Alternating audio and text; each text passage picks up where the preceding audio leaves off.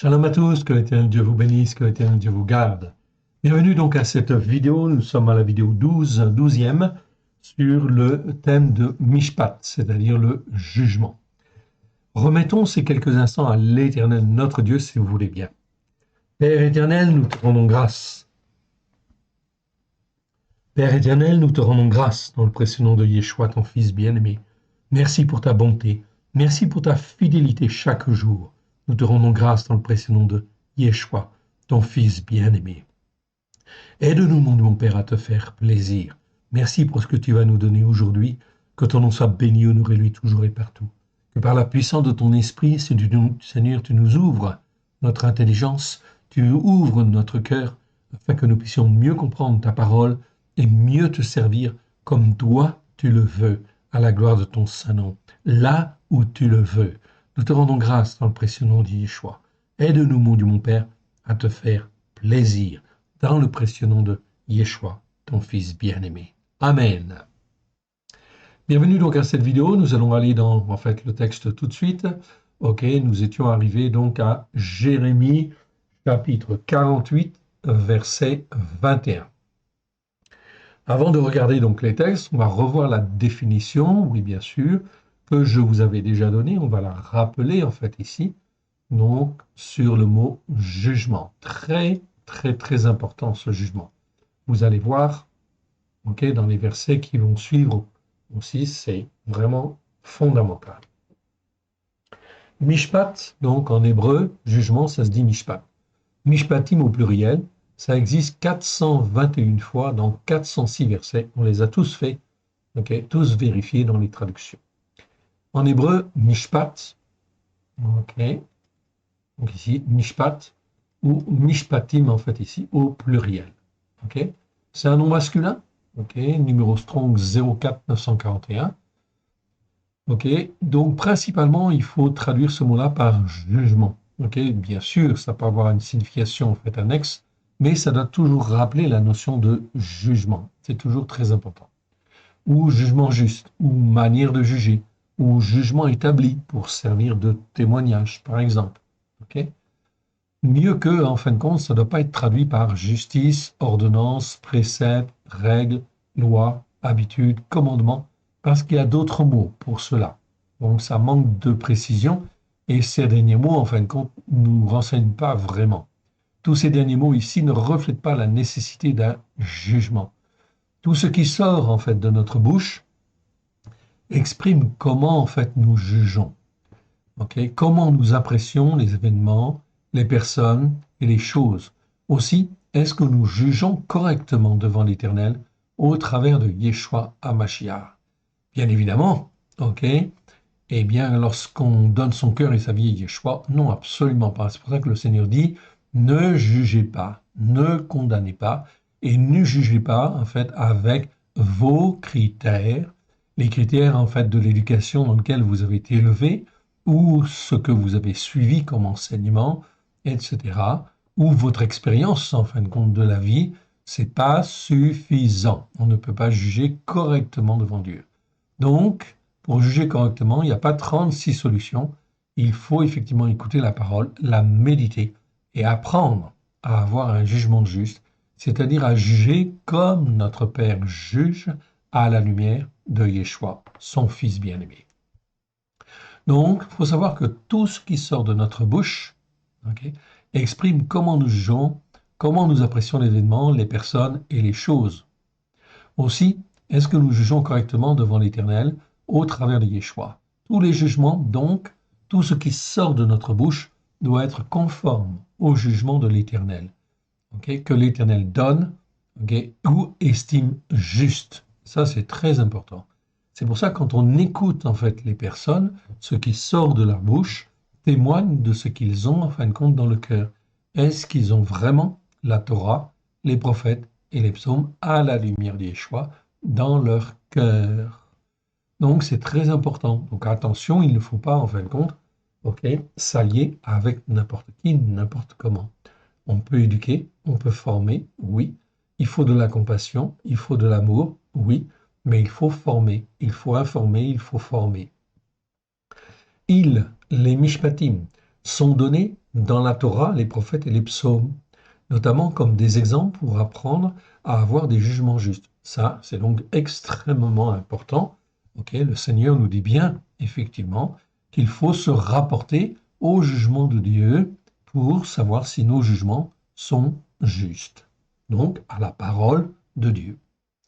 Le mot mishpat a le plus souvent le sens direct ou implicite d'un jugement juste ou bon jugement qui doit être rendu, ou que tous les croyants doivent apprendre pour se sanctifier et avoir une attitude juste devant l'Éternel au travers de Yeshua Mashiach, celui qui est appelé le Christ. Quelques versets, Psaume en fait 19, vous voulez peut-être que je l'agrandisse en fait encore, ok, eh bien je vais l'agrandir encore un peu, ok. Alors Psaume 19, verset 9 à 11, nous dit la crainte de l'Éternel. Crainte, c'est yira, ça c'est la crainte respectueuse de l'Éternel. Hein. C'est pas la crainte qui est dans la peur ou la terreur, non, pas du tout. C'est la crainte respectueuse de l'Éternel. Donc la crainte de l'Éternel est pure, elle subsiste à toujours. Les jugements de l'Éternel sont vérité. Ils sont tous justes. Donc là, c'est vraiment très clair. Tous les jugements de Dieu sont justes. Donc, si on juge comme en fin de compte Dieu juge, eh bien, effectivement, on est dans un bon processus, effectivement. On est, en fait, à ce moment-là, fils et fille de Dieu. Oui, bien sûr, car on apprend à juger comme lui juge. Verset 10. Ils sont plus précieux que l'or, que beaucoup d'or fin. Ils sont plus doux que le miel, que celui qui coule des rayons. Ton serviteur aussi en reçoit instruction. Pour qui les observe, la récompense est grande. C'est donc là très important. Maintenant, si on n'est pas sûr d'avoir un jugement juste en écoutant, en fin de compte, tel verset ou tel autre verset, à ce moment-là, en fait, on s'abstient. Oui, bien sûr. Mais il faut apprendre. Il faut apprendre à mettre en pratique. Ok. Les mishpatim, bon jugement de Dieu, visent à nous corriger, à nous fortifier dans les voies de Dieu. C'est pour cela qu'ils sont très précieux. Le psaume 25, versets 8 à 9, nous dit très clairement, regardez ce qui est marqué là, « L'Éternel est bon et droit. C'est pourquoi il montre aux pécheurs la voie. Il conduit les humbles dans le jugement juste. » Ici, le mot mishpat, il y a l'article devant. C'est pour ça qu'on met en français ici le, en fait en majuscule, tout simplement pour souligner que, en fait ici, l'Éternel conduit les humbles dans le jugement juste. C'est pas la justice ici. C'est pour avoir un jugement juste. Donc l'Éternel Dieu, par son esprit, nous inspire, en plus des jugements justes qui sont dans la Torah, les prophètes et psaumes, l'Éternel Dieu est là pour nous guider. Voilà donc pourquoi il faut que notre foi soit tirée vers le haut, et que l'on apprenne à marcher dans un jugement juste et selon la justice par la foi. Il enseigne aux humbles sa voie. Donc ici, la notion de humble est très importante. C'est anavim en fait en hébreu. Donc c'est pas les misérables, c'est pas les pauvres ici. Ce sont les humbles. Attention. La première fois où ce mot mishpat apparaît, c'est dans Genèse 18, verset 19. Car je l'ai choisi. L'Éternel dit, je l'ai choisi. Qui ça? Abraham. Car je l'ai choisi afin qu'il ordonne à ses fils et à sa maison après lui de garder la voie de l'Éternel en pratiquant la justice par la foi. Tzedaka, on avait vu ce mot. Vous avez 4 ou 5 vidéos en fait sur notre site. Vous pouvez donc les regarder. Elles sont très très importantes. D'autant plus que ce mot est toujours très mal traduit. Donc la justice par la foi, tzedaka, et non la droiture ici, et le jugement juste, mishpat. Et ça ne doit pas être traduit par justice, car justice, c'est le mot tzedek en fait en hébreu. Donc avoir marché par la justice par la foi et dans un jugement juste. Et qu'ainsi l'Éternel accomplisse en faveur d'Abraham les promesses qu'il lui a faites. Donc vous voyez, c'est une condition sine qua non quelque part. Donc lorsque je donne mon cœur et ma vie à Yeshua, bien sûr, j'ai l'espérance du salut, on me promet en fait le salut, mais il faut absolument que le croyant apprenne à marcher par la justice, par la foi, dans un jugement juste. Sinon, il va continuer à commettre des péchés, à faire des iniquités et en fin de compte, faire des transgressions également. Résultat des courses, eh bien, il risque de perdre son salut. En fait, il va perdre son salut dès lors qu'en fin de compte, il n'écoute pas et ne met pas en pratique. Et ici, on voit bien la fin du verset, et qu'ainsi l'Éternel accomplisse en faveur d'Abraham les promesses qu'il lui a faites. Donc il fallait qu'Abraham marche, pratique la justice par la foi et le jugement juste pour que l'Éternel accomplisse les promesses qu'il lui a faites. Il en est de même pour chacun de nous. Voilà pourquoi l'Éternel Dieu nous appelle, bien évidemment. Ça, c'est effectivement un honneur. Okay, c'est une excellente chose, mais ça veut dire qu'il faut écouter et il faut mettre en pratique. Oui, bien sûr. On revient à notre verset. Donc on était dans Jérémie 48, verset 21. Ok. Verset 21, mais on va reprendre à partir du verset 20. Et on va lire de 20 à 27. Ok. Ça nous donne en fait donc le contexte, ça nous permet de mieux comprendre. Moab est confus. Moab, c'est Moab, est confus car il est brisé. Poussez des gémissements et des cris, publiés sur l'Arnon, que Moab est dévasté. Le jugement est venu sur le pays de la plaine, sur Rolon, sur Yaetzar, sur Mephat, okay, sur Divon, sur Nevo, sur Beth Deblataïm, etc. Je continue au verset 25. La force de Moab est abattue et son bras est brisé. Déclaration de l'Éternel. Enivrez-le, car il s'est élevé contre l'Éternel. Que Moab se roule dans son vomissement et qu'il devienne aussi un objet de raillerie. Israël n'a-t-il pas été pour toi un objet de raillerie? Avait-il donc été surpris parmi les voleurs pour que tu ne parles de lui qu'en secouant la tête? Mon frère, ma sœur, ici il s'agit de Moab. L'Éternel Dieu va juger toutes les nations en fonction de leur attitude, de cœur, j'allais dire, ou de leur, en fin de compte, de ce qu'ils font, de ce qu'ils disent, effectivement, et notamment aujourd'hui, comme je vous en ai déjà parlé, par rapport à Israël. L'Éternel Dieu est en train d'agir, en fait, ici, contre, par la main d'Israël, d'agir contre le Hamas, contre, en fait, ici, les terroristes. C'est une excellente chose, en réalité.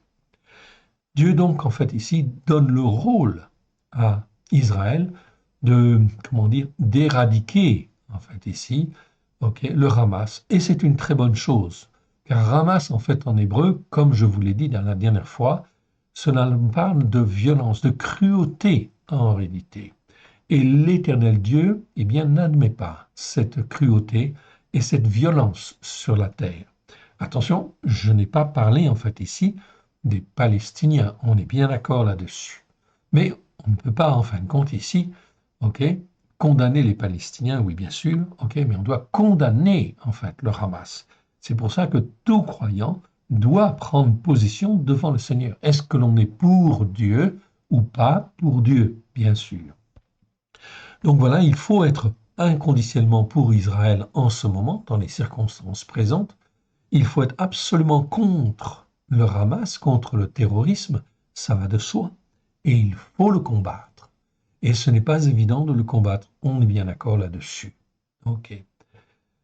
Donc, il faut faire attention et il faut prier. Et il faut prier pour que les Palestiniens, bien évidemment, puissent se repentir d'avoir aidé, d'avoir soutenu en fait le Hamas aussi, mais il faut prier pour eux, comme il faut prier pour Israël, évidemment, afin qu'ils puissent connaître, avoir les yeux ouverts sur le Messie et connaître le Messie. Notre Messie, leur Messie, notre Messie, bien évidemment. C'est donc extrêmement important dans les temps qui viennent. La force de Moab est abattue et son bras est brisé. Déclaration de l'Éternel. Ici, c'est une déclaration de l'Éternel. C'est donc officiel. Neum Adonai. Verset 26. Enivrez-le, car il s'est élevé contre l'Éternel.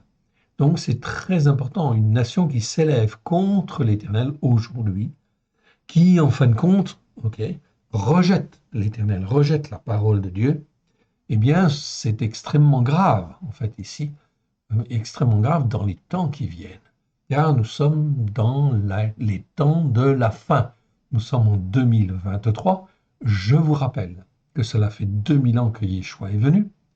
Avant, en fin de compte, Yeshua, 2000 ans avant, c'était Abraham. Et cela faisait déjà donc 2000 ans.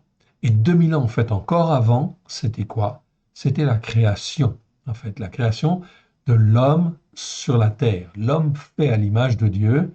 Adam, il a été créé dans les années moins 4000. Donc, 4000 ans jusqu'à Yeshua, la venue de Yeshua. De Yeshua à nos jours, cela fait en fin de compte 2000 ans. Ok, 1000 ans est comme un jour, dit la parole de Dieu, ce qui veut dire que 6 jours, en fin de compte, sont quasiment accomplis. Ils ne sont pas tout à fait en fait accomplis encore. Mais après le 6e jour, que vient-il? Il vient en fait le Shabbat, qui est comme 1000 ans. C'est en fin de compte les 1000 ans du règne de notre Seigneur Yeshua. C'est le 7e jour, c'est le Shabbat. Voilà pourquoi quand on célèbre le Shabbat, on célèbre la venue de Yeshua aussi, bien évidemment, ok, et la venue du règne messianique. Voilà pourquoi, bien sûr, ça c'est une dimension prophétique du Shabbat. Voilà pourquoi il faut écouter et mettre en pratique. C'est extrêmement important. Donc ici, vous voyez le jugement sur Moab. Moab, dont la caractéristique est d'être en fait très orgueilleux devant l'Éternel, très fier en fait ici. Voilà pourquoi l'attitude de cœur des uns et des autres est très importante devant l'Éternel. Et l'attitude de cœur des nations, bien sûr, est extrêmement importante dans, en fait, ici, aujourd'hui, car nous sommes dans la fin des temps. Et l'Éternel Dieu va juger toutes les nations. Je le répète, je le souligne. Donc, la France va être jugée, les États-Unis vont être jugés, ok? Israël va être jugé aussi, bien sûr, ok? Et toutes les nations du RSS vont être jugées, l'Allemagne va être jugée, l'Angleterre va être jugée, etc. Tout cela en fonction de leur attitude de cœur, de ce qui sort en fin de compte de leur bouche. Cela est valable pour tous les individus, mais cela est valable aussi pour les nations. Vous voyez ici, on juge les nations au travers de Jérémie. Ici, il s'agit de Moab. Moab. Ok, qui s'était enorgueilli sur la terre devant Dieu. On continue à aller. Et on arrive en fin de compte maintenant donc dans Jérémie, chapitre 48, verset 47. Verset 47. Ok. On continue et on va reprendre à partir du verset 42. Moab sera exterminé. Jérémie donc insiste, Jérémie chapitre 48, à partir du verset 42, et on va aller jusqu'au 47. Moab sera exterminé. Il cessera d'être un peuple, car il s'est élevé contre l'Éternel. La terreur, la fosse, le filet sont sur toi, dit l'Éternel. Habitants de Moab, déclaration de l'Éternel. Donc c'est vraiment un jugement terrible qui arrive sur Moab. Verset 44. Celui qui fuit devant la terreur tombe dans la fosse, celui qui remonte de la fosse se prend au filet, car je fais venir sur lui, sur Moab, l'année de son châtiment. Pekouda, c'est châtiment en fait ici. Déclaration de l'Éternel. Donc, quand l'iniquité est à son comble, le jugement vient. Et l'iniquité en fait ici des nations est quasiment en fait à son comble, n'est pas encore en fait à son comble, mais ça va venir. Nous le verrons en fait dans notre génération, c'est des choses que nous allons voir.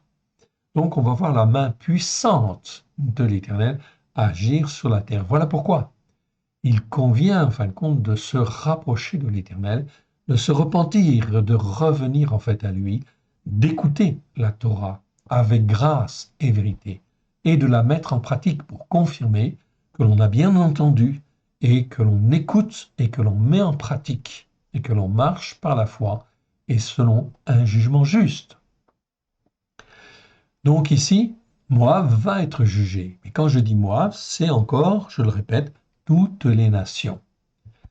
Verset 44, verset 45. À l'ombre de Rejbon, les fuyards s'arrêtent épuisés, mais il sort un feu de Rejbon, une flamme du milieu de Siron. Elle dévore les flancs de Moab et le sommet de la tête des fils du tumulte. Malheur à toi, Moab, le peuple de Kémosh est perdu, car tes fils sont emmenés captifs et tes filles captives.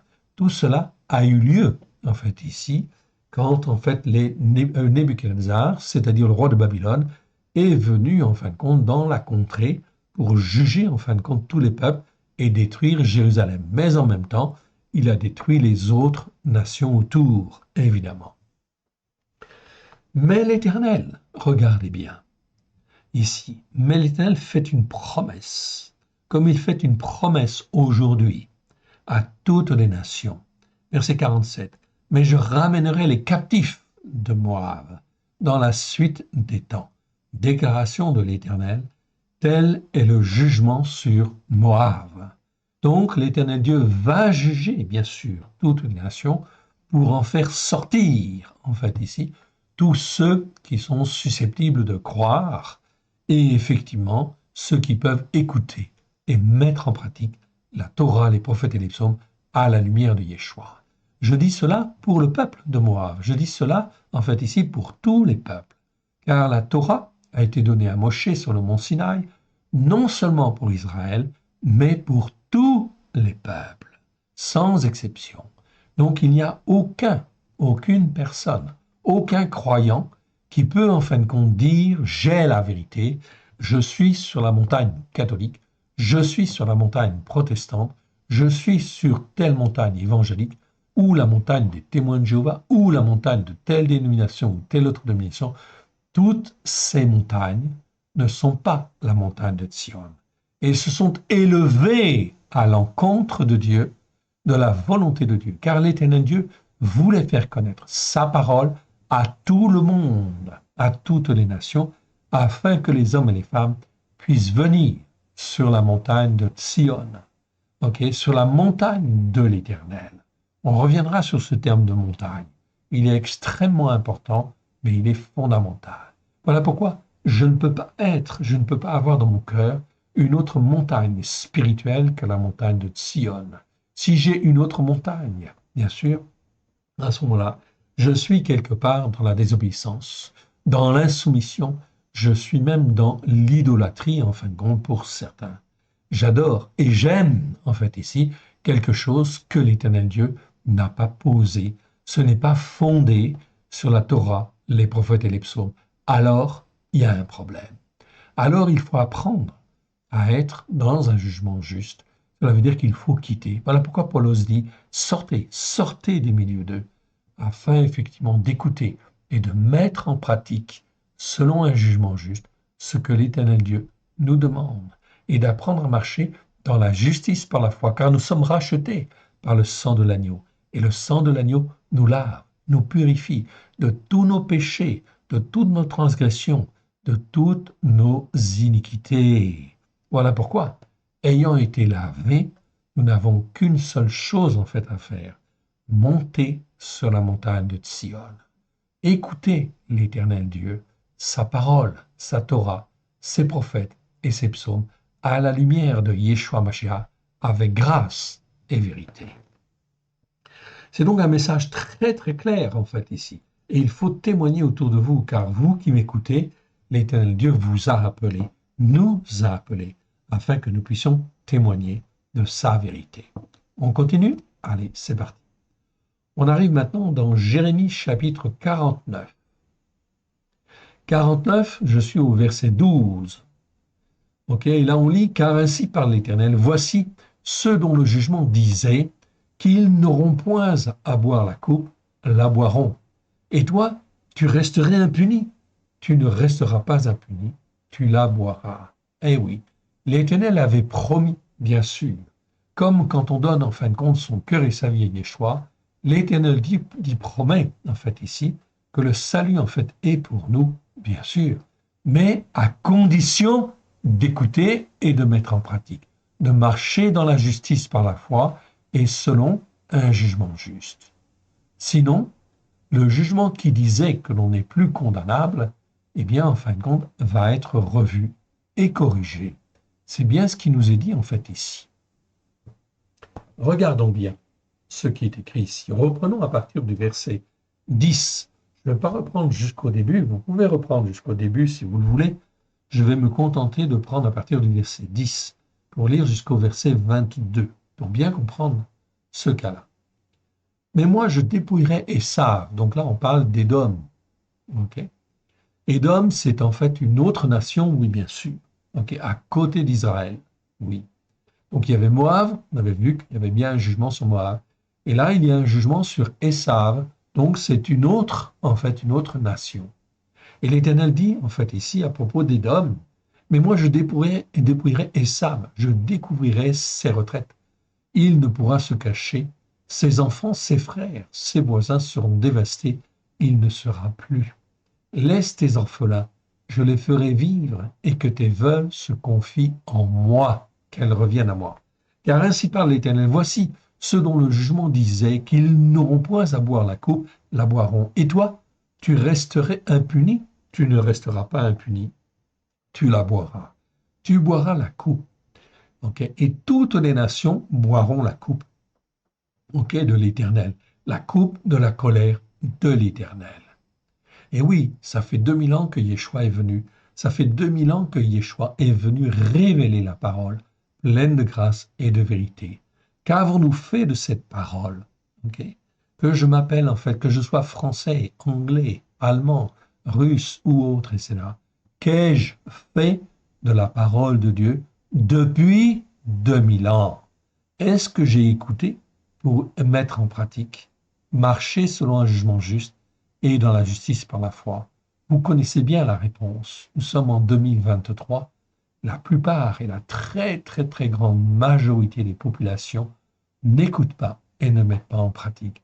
Mais encore plus, les croyants ont réussi, en fait, ici, à se diviser et à se chamailler, à se faire même la guerre, etc.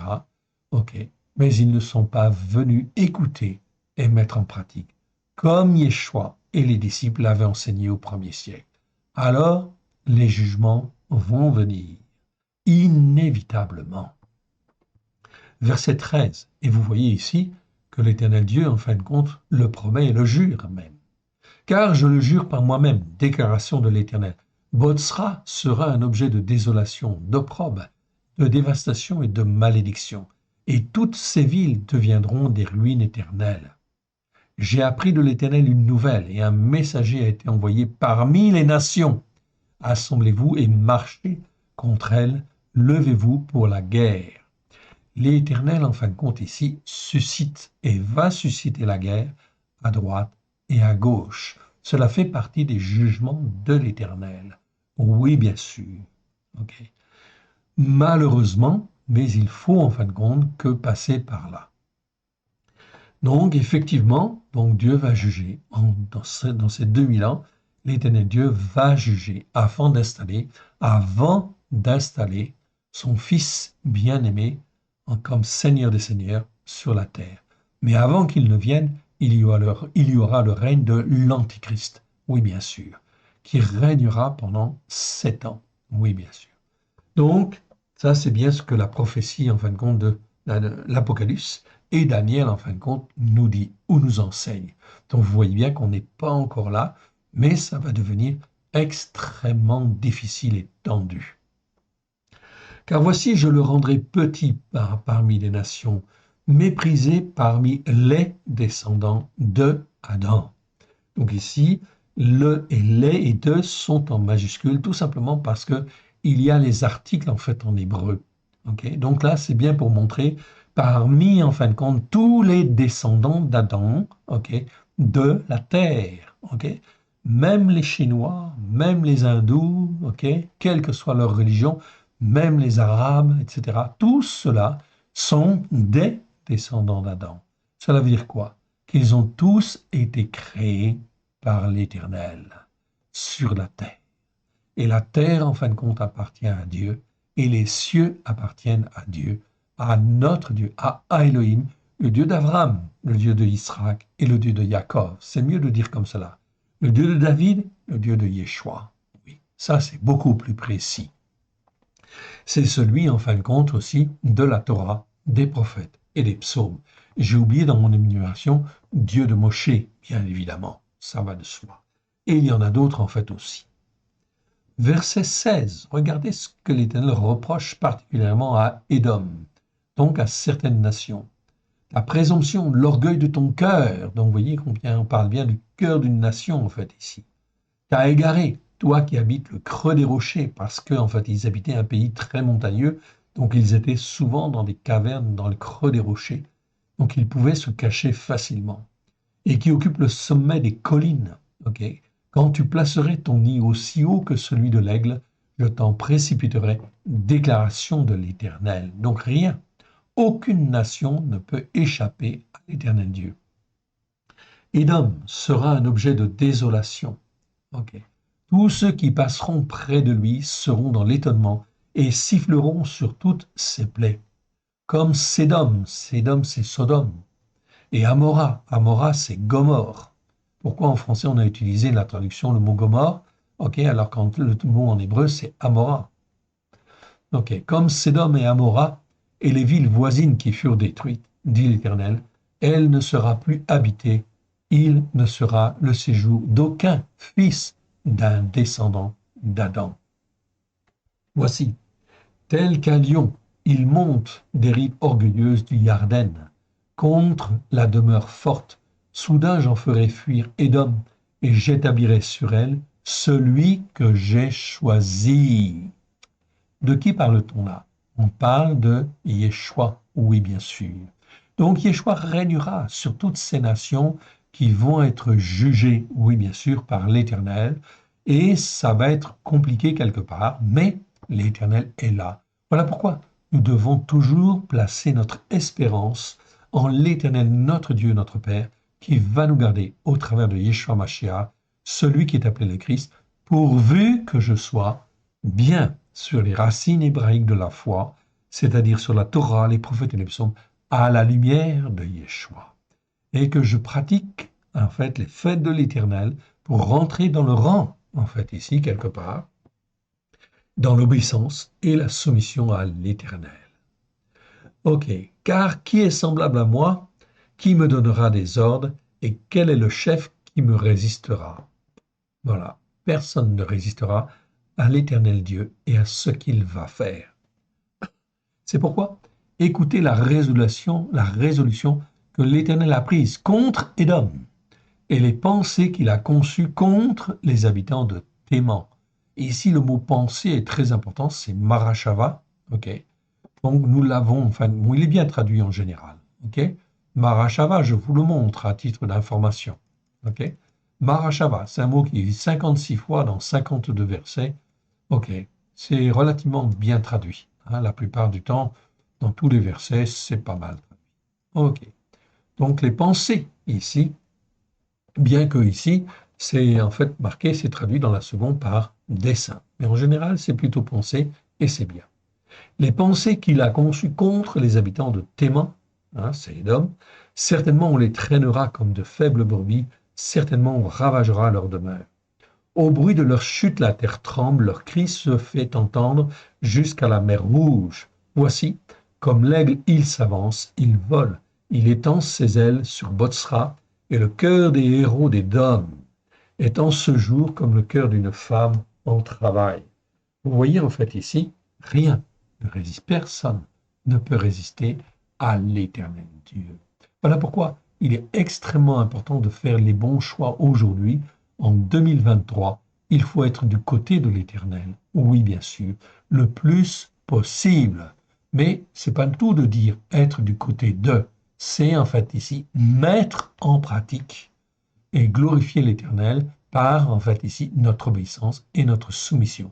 C'est apprendre les faits de l'Éternel à la lumière de Yeshua, c'est les mettre en pratique, c'est en fin de compte apprendre à rentrer dans le rang de l'Éternel et d'apprendre à écouter sur le plan prophétique là où en est l'Éternel, notre Dieu, notre Père. Voilà pourquoi l'Éternel Dieu suscite Israël là. Pourquoi Israël est en fait ici le peuple que l'Éternel Dieu a choisi pour faire résider, régner son nom sur la terre, même s'il n'est pas en fin de compte aujourd'hui en Christ, ok, c'est en fait ici le peuple choisi de Dieu. Donc l'Éternel Dieu va l'élever. Il aura beaucoup de difficultés, beaucoup d'épreuves, oui, bien sûr, car il doit apprendre à se soumettre au Mashiach, oui, bien sûr. Ok. Mais il le fera, ça viendra en son temps. Et voilà pourquoi nous devons prier pour Israël, soutenir en fait Israël, oui, bien sûr, parce que c'est soutenir le plan, en fin de compte, de Dieu. On continue? Allez, c'est parti. Et on arrive en fait maintenant donc dans le verset chapitre 51 de Jérémie. Jérémie 51 au verset 9. Ok. Donc on va relire à partir du verset 4. Ok. Verset 4 et je vais lire jusqu'au verset 7. Voilà. Ok. Non, non, verset 7, oui, c'est ça. Jusqu'au verset 14. Ok. Et on va relire en fait ici. Ici, on parle de Bavel. Donc, on a vu Moab, on a vu en fin de compte Édom, ok. Et puis là, on voit Bavel. Bavel, c'était qui? C'était en fait une nation extrêmement puissante en fait à l'époque. Elle dominait sur toutes les nations. L'Éternel Dieu s'est servi effectivement de Babylone, de Bavel. Bavel, c'est Babylone, ok, pour en fin de compte opérer ses jugements sur les nations qui n'écoutaient pas et ne mettaient pas en pratique comme l'Éternel Dieu le voulait. C'est pour ça que Jérusalem va être détruite et que une partie des habitants va être détruite, une partie va être emmenée en captivité et une autre partie s'enfuit parmi les nations. Donc là, on parle de Bavel. Bavel, même chose, ok, va être effectivement en fait ici jugé. Verset 7. Bavel était dans la main de l'Éternel une coupe d'or qui enivrait toute la terre. Les nations ont bu de son vin, c'est pourquoi les nations ont été comme en délire. Ok. Mais en fin de compte, Bavel s'est enorgueilli. Bavel a fait beaucoup, en fin de compte, de choses qui n'étaient pas, en fin de compte, voulues par l'Éternel. Oui, bien sûr, elle a dépassé les bornes, quelque part. Eh bien, en fin de compte, ici, verset 8, il est écrit Soudain Bavel tombe, elle est brisée. Donc, ici, Jérémie annonce que Bavel, qui était en fait la plus grande nation de l'époque, eh bien, ici, elle est brisée. Gémissez sur elle, prenez du baume pour sa plaie, peut-être guérira-t-elle. Verset 9. Nous avons voulu guérir Bavel, mais elle n'a pas guéri. Abandonnons-la, allons chacun dans son pays, car son jugement atteint jusqu'aux cieux et s'élève jusqu'aux nues. Donc le jugement, en fin de compte, de l'Éternel s'opère, bien que Bavel ait servi au jugement de l'Éternel. Eh bien, Bavel s'est très, très, très mal comporté, avec beaucoup de cruauté, etc. Et son iniquité, ses transgressions, se sont élevées jusqu'au ciel. Voilà pourquoi elle est jugée. Verset 10. L'Éternel manifeste la justice par la foi de notre cause. Venez et racontons dans Sion l'œuvre de l'Éternel notre Elohim. Verset 11. Aiguisez les flèches, saisissez les boucliers.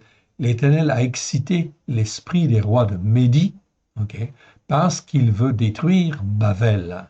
Et oui. Donc là, ce sont en fait les Mèdes et les Perses qui vont venir pour juger en fin de compte Bavel. Donc vous voyez, c'est l'Éternel Dieu qui suscite en fait ici une nation pour s'élever contre une autre nation quelque part. Ça fait partie du plan de l'Éternel.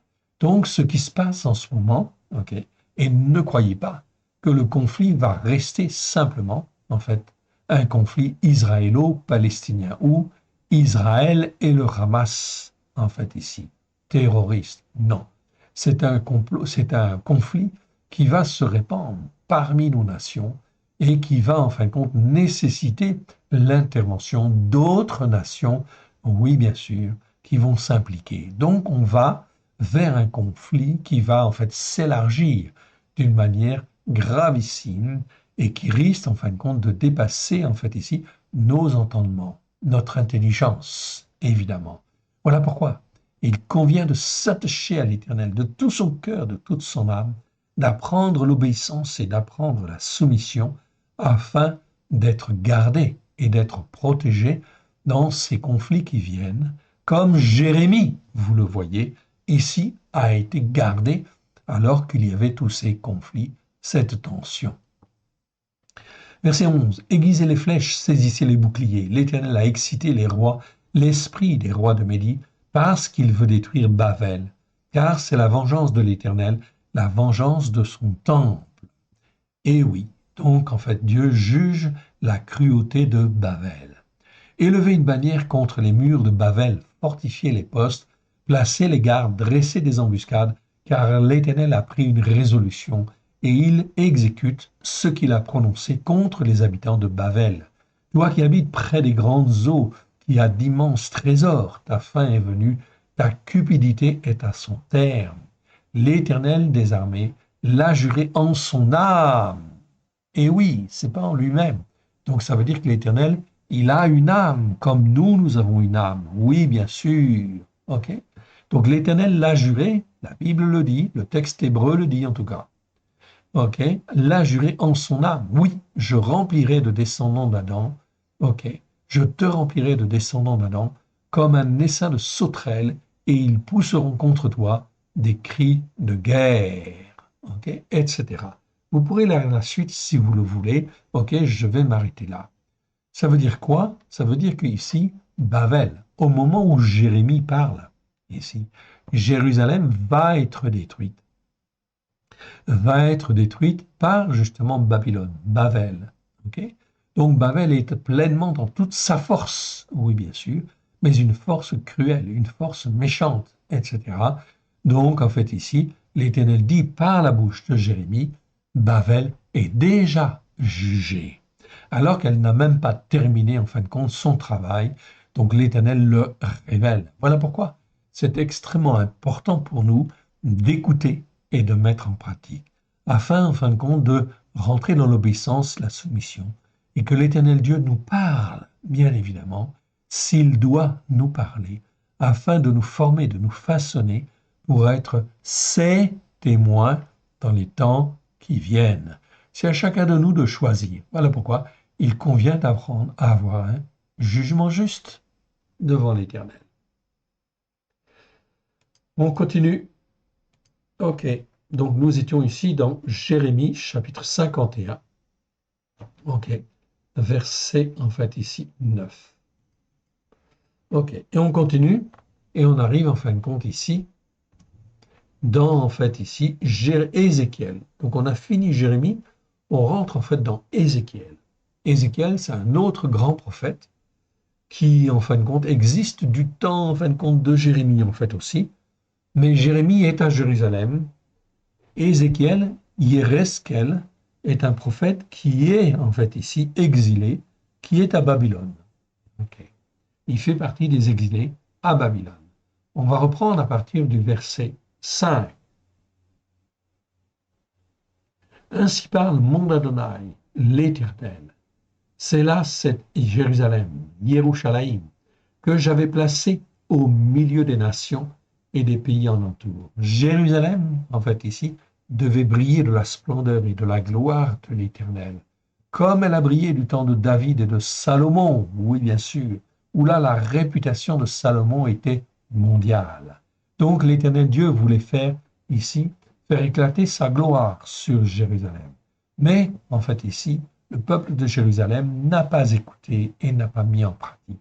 Alors, en fin de compte, l'Éternel Dieu a jugé sa propre nation.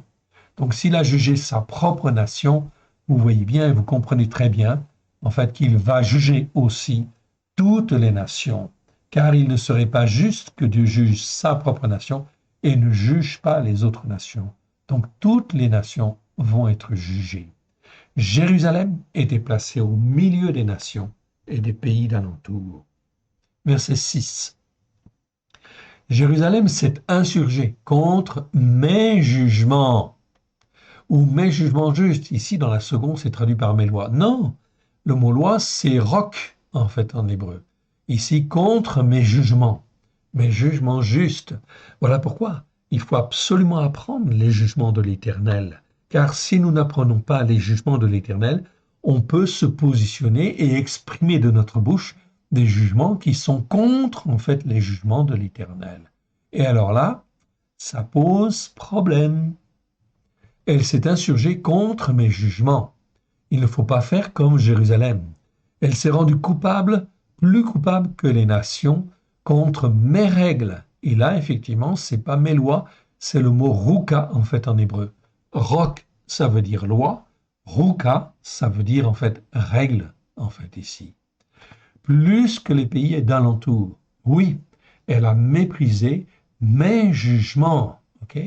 Là encore, ça ne doit pas être traduit par loi. Mes jugements. Elle n'a pas suivi mes règles, dit l'Éternel. Okay. Donc là, le mot règle, en fait, ici, dans la Bible seconde, est traduit par ordonnance, mais ça rend confus, effectivement, les versets. Donc les croyants aujourd'hui, qui se contentent, en fait, de la version seconde, en fait, ici, eh bien, c'est pas suffisant pour, en fait, apprendre le jugement juste et à marcher dans la justice par la foi. Okay. C'est impossible. Voilà pourquoi nous allons éditer, en fait, je vous l'ai dit déjà, et je le redis, fin de cette année, début de l'année prochaine. Donc déjà, en fait, la Torah, en fait, ici, c'est-à-dire les 5 premiers livres, corrigés, bien sûr, dans une version corrigée, où tous ces mots seront corrigés. Et ensuite, on éditera, en fait, les psaumes. OK. Si Dieu nous prête vie, oui, bien sûr, si Dieu le veut.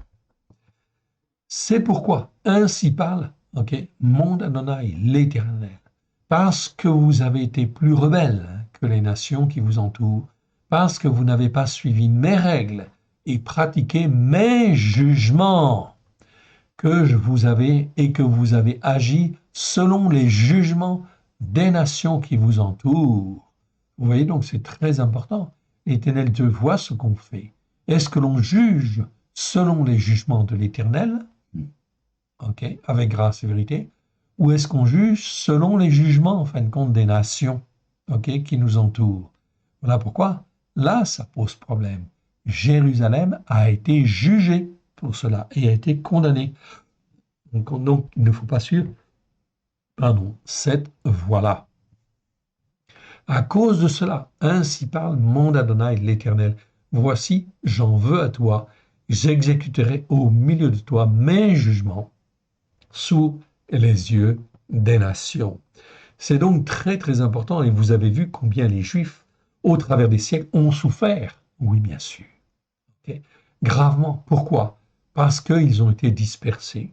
Parce que parce que Dieu a jugé Jérusalem, a jugé Israël. Oui, bien sûr. Ils ont été pendant, en fin de compte, des siècles dispersés dans le monde. Pourquoi? À cause de leur désobéissance, à cause de leur insoumission, bien évidemment, parce qu'ils n'ont pas respecté les jugements de l'Éternel. Et ils ont jugé selon, effectivement, les jugements des nations. Aujourd'hui, de la même manière, eh bien, attention, nous ne devons pas juger de la même manière, évidemment. Donc, on ne doit pas suivre la voie de Jérusalem. Oui, tout cela nous enseigne. Sinon, l'Éternel Dieu va nous juger selon ses jugements. Ok. C'est donc très important. Très, très important.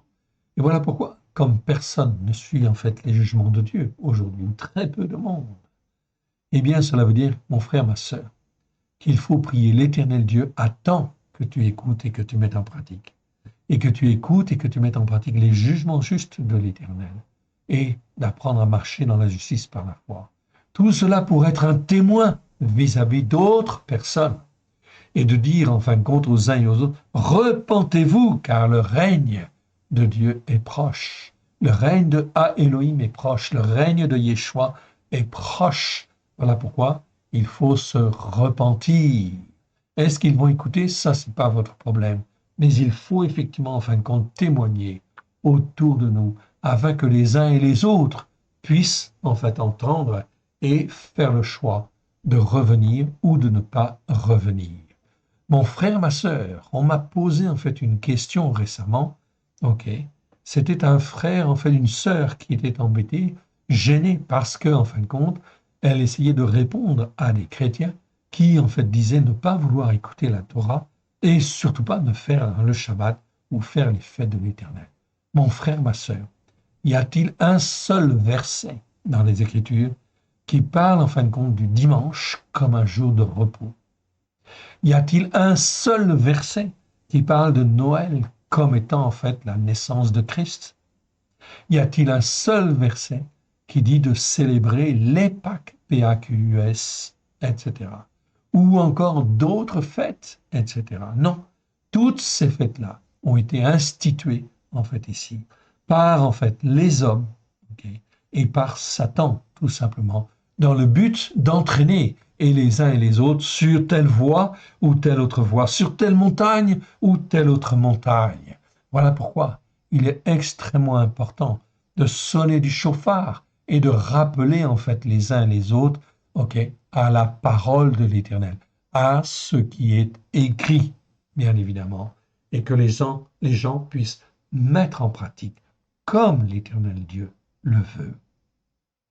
Nous avons donc une mission extrêmement importante dans les temps qui viennent, vous et moi, oui bien sûr.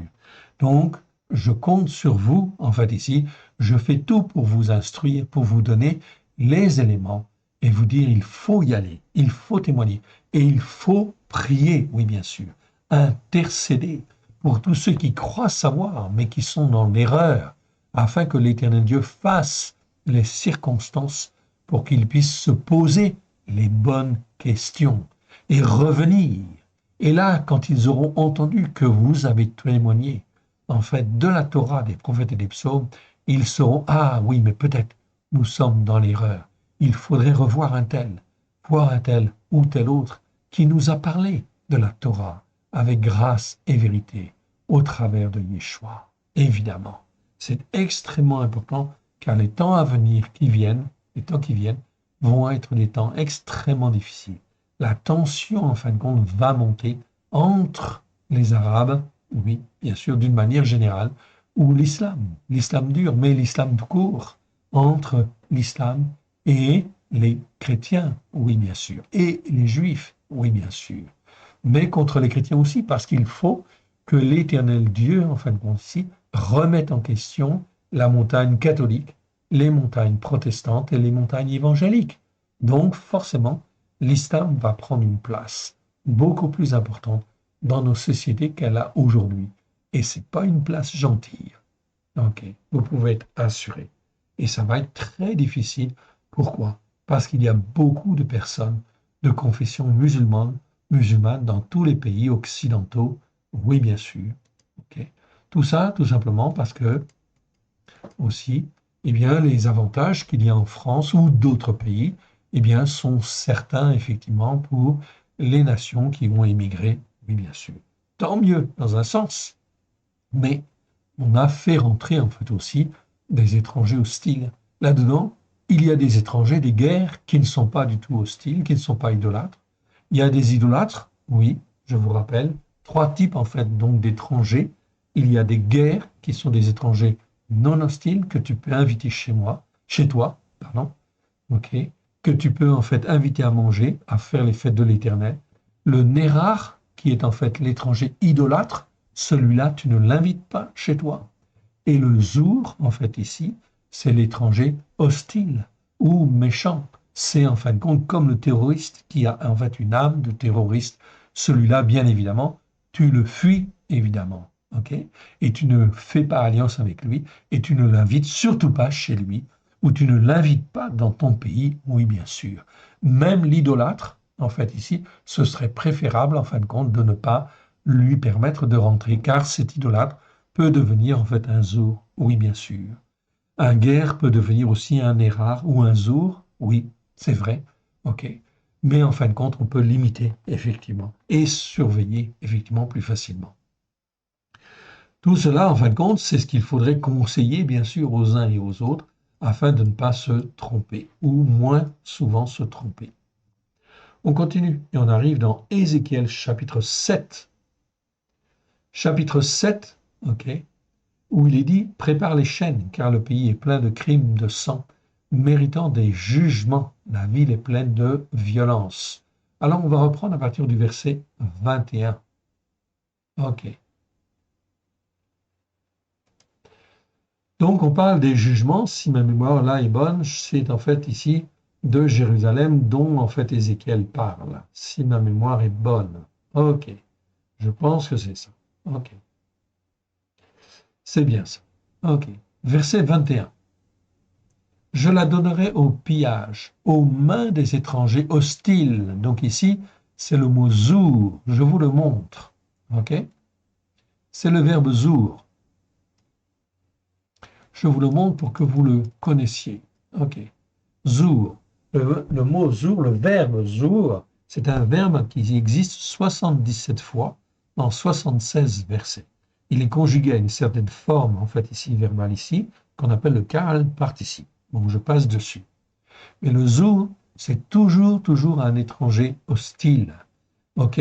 Donc, ça veut dire quoi? Ça veut dire que l'Éternel donne au pillage, en fait, ici, OK? Jérusalem, en fait, ici, aux mains des étrangers hostiles. Donc, l'Éternel Dieu le permet pour juger, effectivement, en fait, ici, Jérusalem. C'est donc très important de bien comprendre cela. Voilà pourquoi, en fait, aujourd'hui, que Israël se lève contre le Hamas, c'est une excellente chose, tout contre les étrangers hostiles. Vous me direz peut-être que le Hamas, en fait, ici, on n'a pas effectivement à les exterminer. Mon frère, ma sœur, quand on tue effectivement des femmes, ok, qui, en fin de compte, ne portaient pas les armes, etc., ou des hommes, ou des vieillards, des grands-mères, des grands-pères, ou que l'on coupe la tête à des bébés, ok, qu'est-ce que c'est ça? Cela mérite en fait ici la mort, une condamnation à mort. La Bible est très claire là-dessus. Tu tues une âme, ok, tu tues une âme, ok, tu es condamnable à mort. Bien sûr, il faut qu'il y ait des juges, il faut passer en fin de compte devant des juges, c'est mieux afin que ce soit fait d'une manière correcte, bien évidemment et effectivement selon en fin de compte des lois et des règles qui soient bien analysées, etc. et bien en fait en conformité avec ce que l'Éternel Dieu demande. Donc c'est extrêmement important. Voilà pourquoi il faut des juges, mais des juges qui soient formés et bien formés. Donc ici, Zour, retenez que c'est les étrangers hostiles. Et cela, en fin de compte, bien évidemment, tu ne les invites pas. Et tu ne leur tends pas la main. Et tu ne fais pas alliance avec eux en aucune manière. Donc ça, c'est ce que la Bible dit. Ok, maintenant, les hommes et les femmes font ce qu'ils veulent.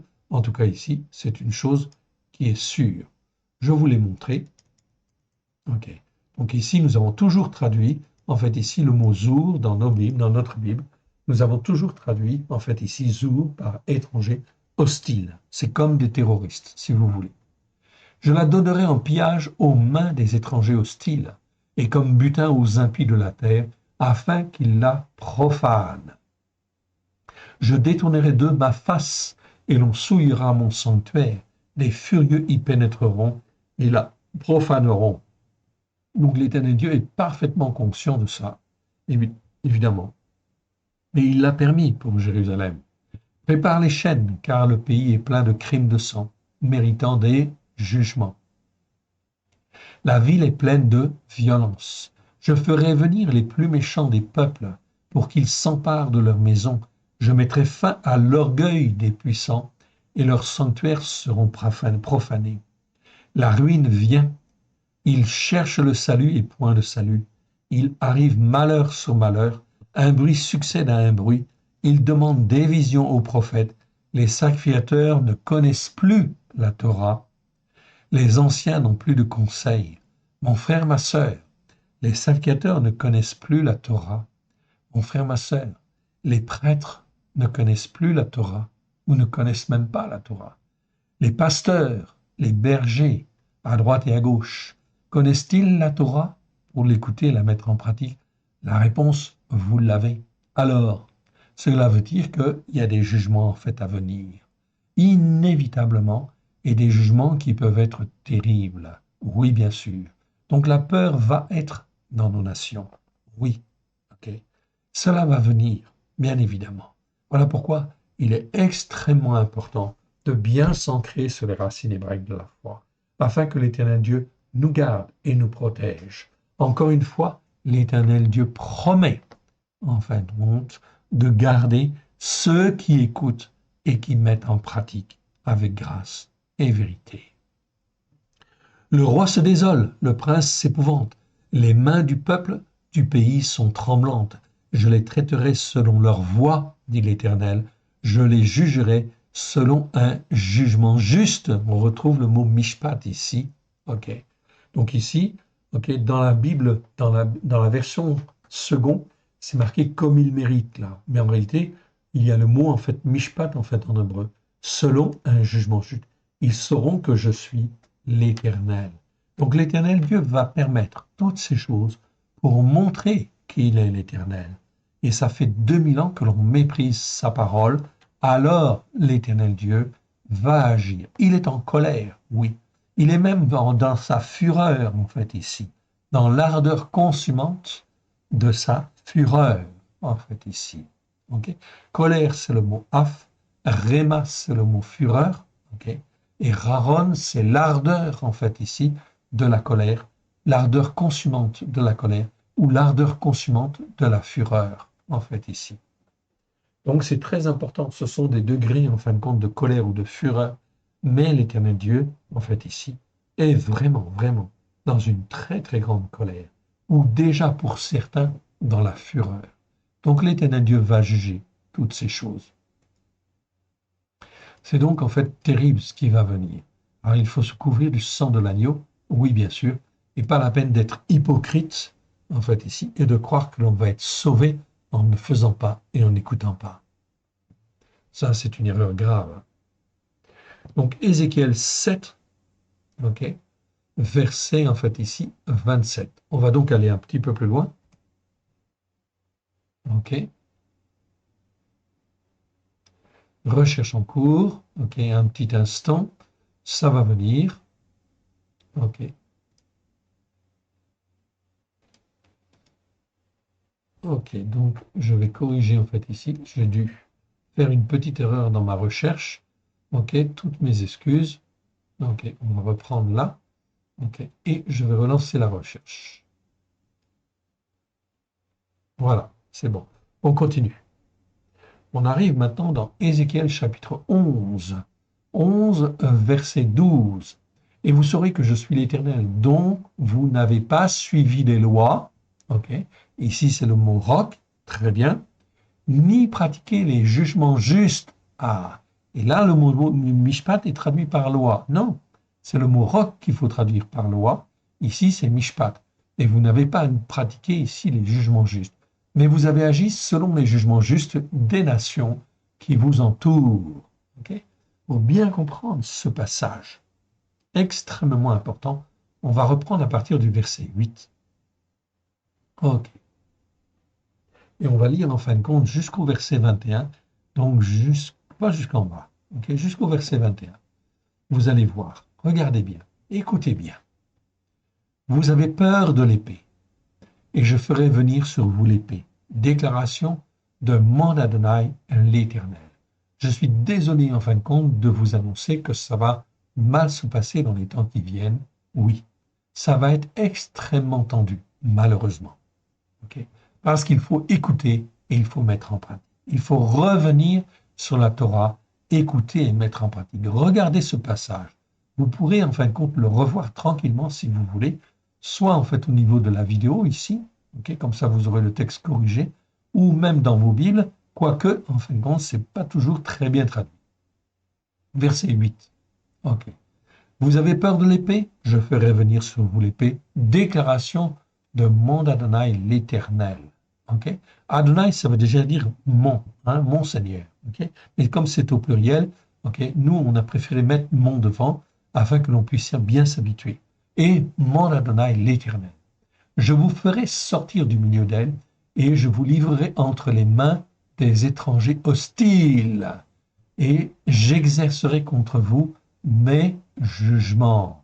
Vous tomberez par l'épée et je vous jugerai sur la frontière d'Israël et vous saurez que je suis l'Éternel. Donc là, l'Éternel, en fait, donne une autre version par l'intermédiaire, en fait, d'Ézéchiel. Jérémie l'a parlé et il est à Jérusalem. Et Ézéchiel, ok, Yereskel, en fait, en hébreu, c'est pas facile à prononcer. Eh bien, en fin de compte, il est à Babylone, ok, donc à des centaines de kilomètres, en fin de compte, de Jérémie. Et il dit des choses qui sont semblables, ok, exactement en fait la même chose, ok, il va le dire. Ok. Je vous ferai sortir du milieu d'elle, je vous livrerai entre les mains des étrangers hostiles, et j'exercerai contre vous mes jugements. Vous tomberez par l'épée, je vous jugerai sur la frontière d'Israël, et vous saurez que je suis l'Éternel. La ville ne sera pas pour vous une chaudière, et vous ne serez pas la viande au milieu d'elle. C'est sur la frontière d'Israël que je vous jugerai. Et vous saurez que je suis l'Éternel, dont vous n'avez pas suivi les lois, ni pratiqué les jugements justes, mais vous avez agi selon les jugements des nations qui vous entourent. Ok, donc ça, c'est très important. C'est prophétique.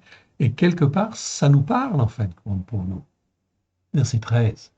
Comme je prophétisais, Pélatia, fils de Benaïa, mourut. Je tombai sur ma face et je m'écriai à haute voix, ah, mon Adonai, l'Éternel, anéantiras-tu ce qui reste d'Israël? Donc Jérémie, en fin de compte, ici, intercède et prie. Et la parole de l'Éternel me fut adressée en ces mots. Fils d'Adam, ce sont tes frères, ceux de ta parenté, et la maison d'Israël tout entière, à qui les habitants de Jérusalem disent, restez loin de l'Éternel, le pays nous a été donné en propriété. C'est pourquoi tu diras, ainsi parle mon Adonai l'Éternel, si je les tiens éloignés parmi les nations, si je les ai dispersés en divers pays, je serai pour eux quelque temps un asile dans les pays où ils sont venus. C'est pourquoi tu diras, ainsi parle mon Adonai l'Éternel, je vous rassemblerai du milieu des peuples, je vous recueillerai des pays où vous êtes dispersés, je vous donnerai la terre d'Israël, et c'est là qu'ils iront, et ils en ôteront toutes les idoles et toutes les abominations. Je leur donnerai un même cœur, je mettrai en vous un esprit nouveau, j'ôterai de leur corps le cœur de pierre, et je leur donnerai un cœur de chair, afin qu'ils suivent mes règles, qu'ils observent et pratiquent selon mes jugements, et ils seront mon peuple, et je serai Elohim pour eux, et non pas votre Elohim ou leur Elohim. Ici, l'expression en hébreu, c'est Elohim pour eux, c'est-à-dire le Dieu du ciel et le Dieu de la terre, celui qui a créé, celui qui a tout pouvoir dans le ciel. Donc l'Éternel promet en fait ici une restauration en fin de compte à Israël, oui bien sûr, ok. Mais c'est pareil en fin de compte ici pour toutes les nations, c'est le même principe. Donc l'Éternel Dieu va ramener en fait ici, va, comment dire, opérer en fin de compte ici de grandes tensions, ok, partout dans toutes les nations, à différents niveaux, pour juger en fait ici les peuples, afin qu'ils puissent savoir que l'Éternel est Dieu. Et parmi en fait ici, tous ceux en fait ici qu'il va juger, l'Éternel va retirer un reste qui va venir en fait ici et être glorifié auprès de lui. Ils viendront à Jérusalem ou ils seront à tel endroit ou tel autre endroit, mais ils s'attacheront à Jérusalem. Ils s'attacheront au Dieu, en fin de compte, d'Israël, au Dieu de Jérusalem, au Dieu d'Abraham, de Yitzhak et de Jacob, au Dieu, en fin de compte, de Moshe, au Dieu de David, au Dieu, en fin de compte, des prophètes, au Dieu de Yeshua. Oui, bien sûr. C'est donc en fait des choses extraordinaires qui vont venir. Voilà pourquoi le temps de la fin n'est pas encore là. Il faut que ces choses arrivent sur la terre avant effectivement la venue de Yeshua, évidemment. On continue? Allez. On arrive maintenant dans Ézéchiel chapitre 16. Chapitre 16, verset 38. Je t'infligerai le jugement des femmes adultères, de celles qui répandent le sang, et je ferai de toi une victime sanglante de la fureur et de la jalousie. Donc là, on parle de fureur et l'on parle de jalousie. Ok. Je vais reprendre à partir du verset 33. Ok. 33 à 39, on va lire. Donc Jérusalem, ok, et Israël, en fait ici, a été dispersé, oui bien sûr. Et tous, en fait, ici, les gens d'Israël ont été en fait à Babylone. Mais est-ce qu'ils se sont repentis? Ce n'est pas parce que, en fin de compte, on est en exil ou que l'on a été frappé que l'on se repent. Et là, en fin de compte, le Seigneur va montrer, en fait, ici, dans ce passage, qu'effectivement, lorsque l'on est, en fin de compte, dispersé ou que l'on a eu, en fait, un jugement terrible de la part de l'Éternel, il faut se repentir. Et là, en fin de compte, Israël, en exil, ne s'est pas repenti. Elle a été comme une prostituée. Voilà pourquoi, en fait, ici, à partir du verset 20, elle a été une prostituée, c'est-à-dire que finalement, elle s'est entendue avec ses agresseurs pour avoir un moindre, en fait, ici, comment dire, une moindre sanction, etc. Donc, résultat des courses, elle ne s'est pas vraiment repentie, ou tout au moins, toute une partie. Alors, l'Éternel va la traiter de prostituée. Verset 33. À toutes les prostituées, on paie un salaire, mais toi, tu as fait des dons à tous tes amants. Tu les as gagnés par des présents afin de les attirer à toi de toutes parts dans tes prostitutions. C'est-à-dire qu'en fait, Israël s'est prostituée en fait ici, alors qu'elle était en exil. Tu as été le contraire des autres prostituées parce qu'on ne te recherchait pas. Et en donnant un salaire au lieu d'en recevoir un, tu as été le contraire des autres. C'est pourquoi, prostituée, écoute la parole de l'Éternel. Ainsi parle mon Adonai, l'Éternel. Ici, la vocalisation, en fin de compte, ici, du tétragramme est différente. Okay. Mais ce n'est pas l'objet aujourd'hui, en fin de compte, de parler en fait là-dessus. On y viendra le temps voulu. Okay. La vocalisation, vous le voyez, en fait, est différente. Bien sûr, il y a un sens à cela. On le verra, mais un petit peu plus tard. Ce n'est pas le temps maintenant de parler là-dessus. Ok. Parce que tes trésors ont été dispersés et que ta nudité a été découverte dans tes prostitutions avec tes amants et avec toutes tes abominables idoles, et à cause du sang de tes enfants, tu leur as donné.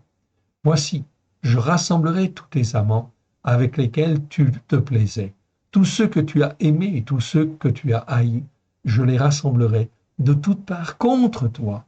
Je les découvrirai et je leur découvrirai ta nudité, et ils verront toute ta nudité. Je t'infligerai le jugement des femmes adultères, de celles qui répandent le sang, je ferai de toi une victime sanglante de la fureur et de la jalousie. Donc là, l'Éternel utilise le mot de fureur et non pas colère. Ils te livreront, je te livrerai entre leurs mains, ils abattront tes maisons de prostitution et détruiront tes hauts lieux, ils te dépouilleront de tes vêtements, prendront ta magnifique parure et te laisseront nu, entièrement nu, etc. Je ne lis pas la suite, vous pourrez le lire si vous le voulez, en fait, ici. Donc, vous voyez que c'est très important, en fait, d'apprendre à juger d'une manière juste. Si nous faisons l'objet, en fin de compte, ici, d'un châtiment terrible devant l'Éternel, il convient, bien sûr, de se repentir et de ne pas chercher une voie pour se défiler à droite et à gauche. Sinon, en fait, ici, l'Éternel va nous considérer comme une prostituée dans ce cas-là, c'est-à-dire qui ne cherche pas à revenir, en fait, à l'Éternel. L'Éternel Dieu traite alors son peuple de prostituée, en fait, ici. Et dans ce cas-là, il va juger, bien sûr, comme une prostituée. C'est terrible, hein? Donc, on n'échappe pas, en fin de compte, à Dieu. Okay. On arrive, en fin de compte, ici, dans Ézéchiel 18. Ézéchiel 18, à partir du verset 5. Mais on va lire une bonne partie de ce chapitre 18, mais pas aujourd'hui. On le fera la prochaine fois. Ce chapitre 18 d'Ézéchiel est extrêmement intéressant et en fait, on va le creuser un peu parce qu'il va nous apprendre beaucoup de choses. Donc, on est arrivé à Ézéchiel 18, 5. Ézéchiel, je note, 18, 5. OK. Et donc, en fait, on reprendra là la fois prochaine. OK. On va remettre au Seigneur et on va prier en fin de compte maintenant. Prions, si vous le voulez bien. Père éternel, nous te rendons grâce dans le précieux nom de Yeshua, ton Fils bien-aimé. Merci pour ta parole que tu nous as donnée aujourd'hui. Que ce qui n'est pas de toi dans le nom d'Yeshua s'en aille dans les lieux arides. Que ce qui est de toi soit loin de grâce et de vérité au travers de Yeshua, ton Fils bien-aimé. Et Père très saint, nous sommes à toi. Tu nous as rachetés afin que l'on puisse être ton fils, ta fille.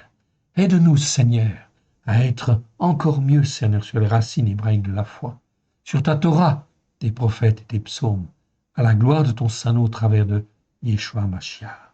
Aide-nous, mon Dieu Père, à être dans un jugement juste, oui, un meilleur jugement juste, à la gloire de ton Saint-Nom. Apprends-nous à marcher dans la justice par la foi, au travers de Yeshua Mashiach, celui qui est appelé le Christ, à la gloire de ton Saint-Nom. Aide-nous, mon Dieu, mon Père, à te faire plaisir, que nous puissions être, dans les temps qui viennent, les témoins que toi tu veux. Nous voici, Seigneur. Parle, Seigneur, ton serviteur, ta servante, écoute, ô mon Dieu, mon Père, que ton nom soit glorifié sur cette terre, comme toi tu le veux.